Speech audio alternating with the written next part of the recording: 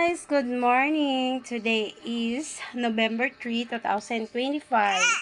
So yan ang aking baby guys. Kakaligo niya lang guys. Tapos gusto niya na agad magpabuhat guys. Kasi inaantok na yan siya. Niligo ko muna siya at bago siya matulog. So yan guys. Pagkatapos ko ni binihisan, video muna ang mama niya para may remembrance naman lang kaming dalawa. So ito guys, napalda niya guys ay ano lang, dinobli ko lang kasi ito may pare siya na short ito. At least ito malamig sa katawan, hindi po siya mainit guys. So yan, payakin muna natin ang ating baby. Ang aming baby Aya. Iyak muna ikaw baby ha.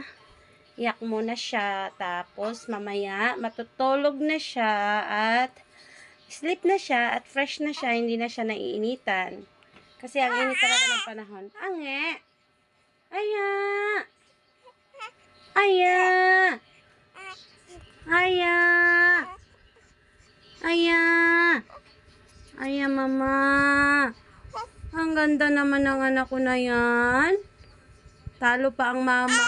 Ang mama hindi pa naligo. Tapos ang baby naligo na agad. Ogoy, talaga naman talaga.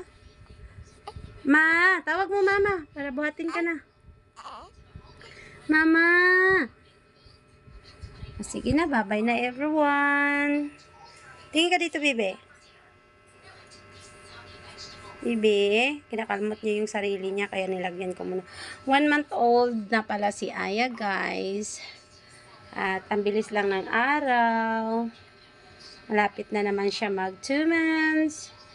Yan lang guys. Thank you for watching. Bye-bye. Naka 2 minutes na kami ni Baby Aya. Bye-bye everyone. And sleep na si Aya. Bye-bye na baby. Bye.